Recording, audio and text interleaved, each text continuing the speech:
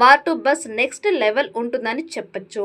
అయితే ఈ సినిమాలో ఎన్టీఆర్ది నెగిటివ్ రోల్ అన్న టాక్ వినిపిస్తోంది.